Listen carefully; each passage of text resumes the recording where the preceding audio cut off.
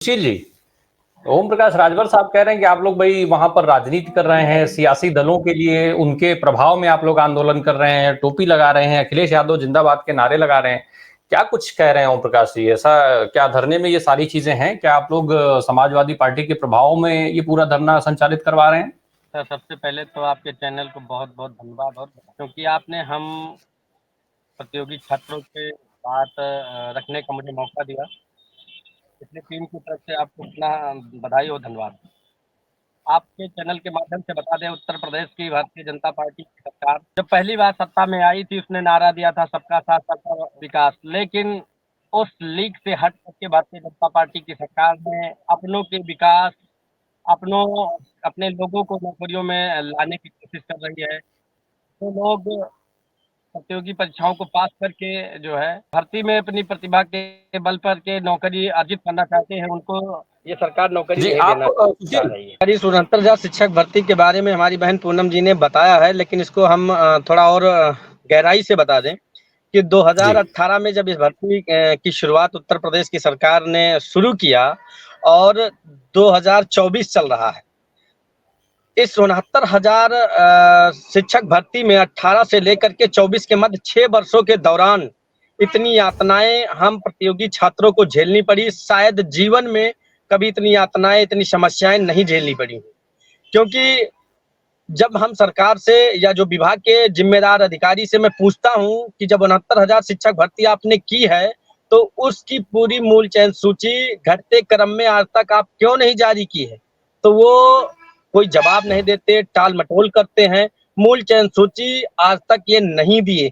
जब ये 29 अप्रैल 2021 को भारतीय पिछड़ा वर्ग आयोग नई दिल्ली में इनको पेश कराया, वहां पर मुकदमा भी हमने किया था। तो जो सचिव साहब वहां पेश हुए, तो उन्होंने अध्यक्ष जी के सामने जाकर के कमरे में जाकर के कह रहे थे कि ये इंटरनल मामला है और इस पे आप कोई एक्शन मत लीजिए और हम सूची नहीं दे सकते हैं। हम आयोग में भी सूची मांग रहे थे, आज कोर्ट में भी मुकदमा हमारा कल लगा हुआ है 324 नंबर पर डीबी में। हम वहां भी सूची मांग ही रहे हैं, लेकिन उसके बावजूद भी सरकार सूची नहीं दे रही। हम इतना जानना चाहते हैं कि आप 69,000 शिक्षक भर्ती करने जा रहे हो, ट्रांसपेरेंसी ट्रांसपेरेंसी पारदर्शिता पारदर्शिता का ऐसा ढिंढोरा पीटते हो जैसे लगता है कि पारदर्शिता शब्द पहली बार उतर कर आया हो। तो पारदर्शिता कैसे हम माने कि पारदर्शिता है, जब आपने जितने लोगों का चयन किया है उनकी पूरी सूची घटते क्रम में क्यों नहीं अभी तक जारी की?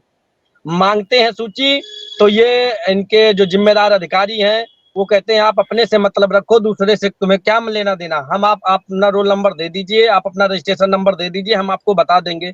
तो मेरा कहना ये होता है कि हम जैसे सुशील जैसे पूनम जैसे तमाम अभ्यर्थी ऐसे हैं जिनको आज तक यही नहीं पता चला कि उनका चयन इस भर्ती में क्यों नहीं हुआ। जब ये सूची जारी कर देते तो भर्ती में स्वतः ट्रांसपेरेंसी होती है, अभ्यर्थी संतुष्ट होते। उसी बात को लेकर के 622 दिन से हम धरने पर बैठे हुए हैं। इस 69,000 शिक्षक भर्ती में सर आपके चैनल के माध्यम से संगठन का एक जिम्मेदार पदाधिकारी होने के नाते से मैं बड़ी जो है जिम्मेदारी के साथ में बताना चाहता हूं कि 69,000 शिक्षक भर्ती में 19,000 दलितों, पिछड़ों, गरीबों के होनहारों का उत्तर प्रदेश की भारतीय जनता पार्टी की सरकार ने गला घोटा है। मुख्य धारा में आने से पहले रोकने का काम किया है।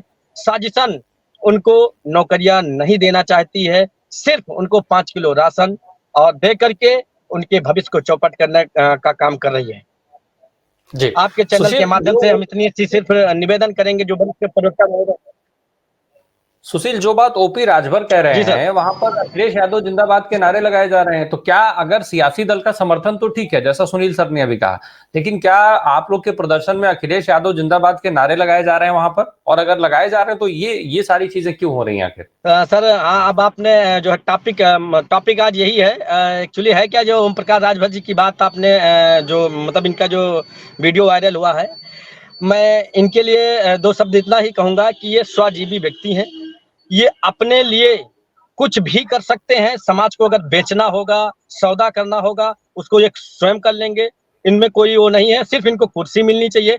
यही अभी पिछली विधानसभा चुनाव में अखिलेश जी के साथ में खड़े होकर के यही कहते थे कि योगी आदित्यनाथ जी तुमको चीटी खोदने तक के लिए जगह नहीं देंगे। इस उत्तर प्रदेश में तमाम तरह-तरह के अनावश्यक बयान दिया करते थे। तब क्या समाजवादी पार्टी के साथ खड़े थे तो आप हम लोगों ने तो नहीं विरोध किया। और आज अगर समाजवादी पार्टी सरकार ने अगर हमारे प्रतियोगी छात्रों के साथ में अगर हमारी आवाज बनने की कोशिश की है तो आपको बुरा क्यों लग रहा? और मैं बता दूं कि सबसे पहले अगर इस भर्ती में घोटाले की बात उजागर हुई थी तो हमने ओम प्रकाश राजभर जी से ही इस बारे में शिकायत की थी, तो उन्होंने कहा कि मैं सत्ता में नहीं हूँ, सत्ता के बाहर हूँ, मैं कुछ नहीं कर सकता हूँ, आप अदालत जाओ। अभी मुश्किल से 1 महीने पहले जब मैं इनके आवास पर मिला जा करके और वहाँ पे बात रखी गई थी इन्हीं के द्वारा कि सभी लोग एक राय होकर के मिल जाएं, इस मामले का समाधान कर देंगे। हमारे साथियों ने कहा कि भैया आप मिल करके राजभर जी से अपनी बात रखिए और ये मुख्यमंत्री जी से मिलवा करके समस्या का समाधान करवा देंगे। जब मैं इनके यहाँ पहुंचा तो इनके बिगड़ैल बोल और ऐसे बेरुखी बोलना शुरू किया इन्होंने कि ऐसा लगता है कि इन्होंने जैसे बिक गए हों, सौदा कर लिए हों और उल्टा हम ही लोगों को डांटने लगे कि आपने क्यों मुकदमा किया, आपको क्या जरूरत थी मुकदमा करने के लिए। पहले जब सरकार के साथ नहीं थे तब वो कह रहे थे मुकदमा करो, जब अब सत्ता में मलाई खाने के लिए जा रहे हैं तो वहां कह रहे हैं कि क्यों आपने मुकदमा कर दिया है, कहते हैं लतियाए जाओ। अरे लतियाने वाला अगर हम काम करेंगे तो लतियाए जाएंगे। हम लोकतांत्रिक देश में रहते हैं, हमारा संवैधानिक अधिकार है। मैं संविधान के दायरे में रह करके हम अपनी बात को इसी तरह उजागर करते रहेंगे, उठाते रहेंगे, चाहे सरकार हमको जेल में डाले, मुकदमा लिखे, हम अपने हक और हिस्से के लिए लड़ते रहेंगे। पूनम और सुशील, मैं आप दोनों से एक छोटे-छोटे उसमें जो है, चूँकि अब समय समाप्त हो गया, आप दोनों से मैं एक जो भी आप अपनी बात रखना चाहते हो, हमारे पास चूँकि ये एक माध्यम यही एक माध्यम है जो हम आपकी बात कोशिश करते हैं कि आगे पहुँचे। अगर ऐसा कुछ होता है, सरकार देखती है चीज़ों को, तो निश्चित तौर पर आपकी बात सुने। इस मार्फत पूनम, पहले आप जो भी अपील सरकार से करना चाहें, फिर सुशील, और उसके बाद अंत में सुनील सर से मैं क्लोजिंग स्टेटमेंट दूँगा। सुशील। सर, मैं इतना कहना चाहता हूँ कि जैसे आरओ का पेपर लीक हुआ, उसकी परीक्षा रद्द की गई, पुलिस भर्ती में जो अनियमितता पाई गई वो भी रद्द की गई। इस 69,000 भर्ती का टॉपर जो पटेल नामक अभ्यर्थी था, जिससे कुछ जांच अधिकारी जो वहाँ के जांच अधिकारी थे एसएसपी साहब, उन्होंने जब उसको अरेस्ट किया और वो टॉपर था इस 69,000 शिक्षक भर्ती का, उससे जब एक सवाल किया कि देश के प्रधानमंत्री कौन है, तो वो प्रधानमंत्री का नाम नहीं बता पाए, राष्ट्रपति का नाम नहीं बता पाए। वो ऐसे लोग 69,000 शिक्षक भर्ती में नौकरी कर रहे हैं। हम लोग 70% 80% मार्क गेन करके सड़कों पर ठोकरें खा रहे हैं। सरकार से सिर्फ इतना निवेदन करेंगे कि जो आपने भर्ती की है उसकी मूल चयन सूची घटते क्रम में सार्वजनिक की जाए, जिससे हम लोगों को ये पता चल सके कि हमारा चयन क्यों नहीं हुआ। आपके चैनल के जी। माध्यम से चंद लाइनों के माध्यम से सिर्फ इतना कहना चाहते हैं कि लश्कर भी तुम्हारा है, सरदार भी तुम्हारा है। लश्कर भी तुम्हारा है, सरदार भी तुम्हारा है। तुम झूठ को सच लिख दो, अखबार भी तुम्हारा है। इस दौर के हम प्रतियोगी छात्र जाएं तो कहाँ जाएं? इस दौर के हम प्रतियोगी छात्र जाएं तो कहाँ जाएं? कानून भी तुम्हारा है, दरबान भी तुम्हारा है। निवेदन सिर्फ इतना है सर कि ये मूल चयन सूची घटते क्रम में जारी कर दें, उसी में हम लोगों को संतुष्ट हो जाएंगे। जी, जी।